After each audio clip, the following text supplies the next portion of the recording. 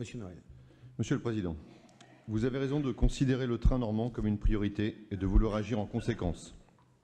Mais priorité ne veut pas dire précipitation. On chercherait en vain une once de pragmatisme dans vos ambitions. Nous n'y voyons qu'un empirisme hasardeux et dangereux. Vous pariez sur une réduction progressive d'un déficit qui pourrait ne cesse de croître. Et aucun indicateur sérieux ne démontre une inversion de cette tendance négative. Vous soumettez au vote de notre Assemblée cette convention, mais vous signifiez dans le même temps à la presse que vous attendez de la SNCF, je cite, « des comptes précis pour vérifier que le risque financier soit soutenable ». Comment pouvez-vous engager dès à présent la région alors que le risque n'est pas encore évalué? Cette convention nous parle de 5 lignes TET dont le déficit annuel s'élève à 35 millions d'euros.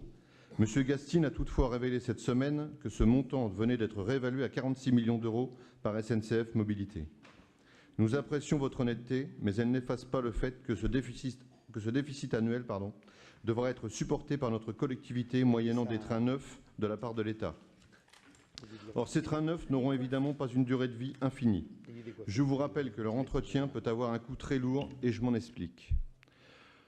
Pour premier exemple, je vous évoquerai nos TER X 72 500 dont l'ensemble du parc a récemment fait l'objet d'un important investissement de rénovation alors que ceux-ci ne datent que du début des années 2000.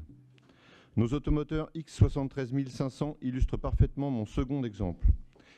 Plus récents que les 72 500, ils font pourtant l'objet d'une réserve de crédit sur le budget primitif 2016 qui prévoit d'engager des investissements afin de solutionner les difficultés de conception qu'ils rencontrent. Et enfin, pour troisième exemple, je finirai par nos autorails X 76 500, dont le changement des moteurs sur l'ensemble du parc imposé par les normes environnementales de l'Union européenne a mobilisé d'importants investissements. De nombreuses dépenses d'entretien imprévisibles susceptibles de toucher les futurs autorails seront difficilement soutenables lorsqu'une charge de 46 millions d'euros annuels pèsera sur les budgets. D'autant que ce financement de l'État ressemble en tout point à un crédit perpétuel.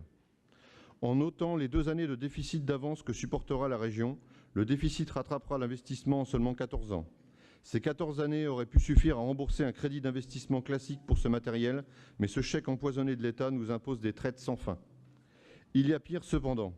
Vous croisez les doigts pour diviser par 2 le déficit sans nous dire à quelle échéance, mais rien ne tend à démontrer qu'il diminuera, et surtout pas SNCF Mobilité qui revoit tous les mois ses estimations à la hausse.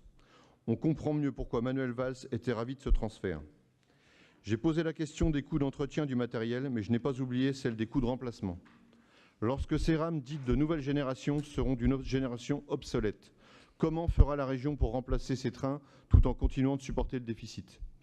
Peut-être ne vous en souciez-vous pas car vous ne serez plus là. Mais notre devoir n'est pas d'enfoncer les générations futures, faute d'avoir suffisamment prévu les conséquences de nos choix, Monsieur le Président.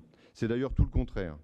Loin de nous l'idée de remettre en cause votre désir d'améliorer la catastrophique situation ferroviaire normande actuelle. Non.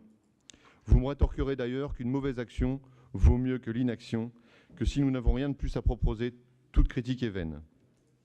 Or, ce que nous proposons, ce n'est pas le Front National qui le propose, c'est tout simplement ce que veulent les usagers. Des trains confortables, certes, mais surtout ponctuels et abordables, point à la ligne. Ne cherchez rien de plus. Et nous l'avons déjà dit au sein de cette Assemblée, nous le répétons ici, non, Monsieur le Président, les trains flambant neufs ne régleront pas le plus gros problème ferroviaire qui touche la Normandie, ses infrastructures. Bien entendu, les vieilles BB 15 000 qui tractent les voitures corail sur le réseau intercité sont maintenant dépassées et doivent être remplacées. Mais vous pouvez laisser aux usagers des voitures corail rénovées une qualité optimale avec des sièges confortables, des toilettes fonctionnelles, des prises de courant et une connexion Internet qui ne relèvent pas d'une difficulté technique insurmontable. Que faut-il de plus? Les usagers se fichent bien d'avoir des intercités colorées et tapent à l'œil. Des locomotives neuves et des voitures corail rénovées seront adéquates et ne nous coûteront pas 720 millions d'euros. Elles ne seront évidemment pas suffisantes à améliorer la fiabilité du réseau. Mais si vous avez les moyens de dépenser 46 millions de déficit annuel, utilisez-les plutôt dans la réfection des voies. Et ajoutez-y tous les financements qui ont été dilapidés dans le projet de ségrégation sociale que vous nommez LNPN.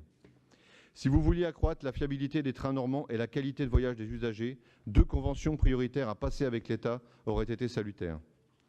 La première formaliserait le partenariat de financement pour la rénovation des voitures corail et l'achat de nouvelles locomotives pour les tracter. Quant à la seconde, elle engagerait la participation de la région pour la rénovation des infrastructures dans le cadre d'un schéma directeur pluriannuel pour l'amélioration du réseau normand. Ce sont là des mesures efficaces à prendre pour offrir rapidement aux Normands un service ferroviaire à la hauteur de leurs attentes. Et si, selon vous, l'État ne gère pas assez bien la qualité de ce réseau, vous aurez tout loisir d'en tirer, comme nous, les conséquences en 2017. Mais pour l'heure, le plan Marshall que vous nous promettez ne se résume qu'à faire rouler des rames neuves sur un réseau vétuste. Et maintenant, en maintenant un tel projet, vous vous apprêtez à mettre en danger les finances régionales sur le long terme, quelques semaines seulement après avoir annoncé une explosion de la dette. Vous vous engagez à condamner les usagers actuels à subir éternellement un réseau vétuste, jalonné d'avaries, et à imposer aux générations futures des rames obsolètes qui ne pourront plus être remplacées ni rénovées faute de moyens.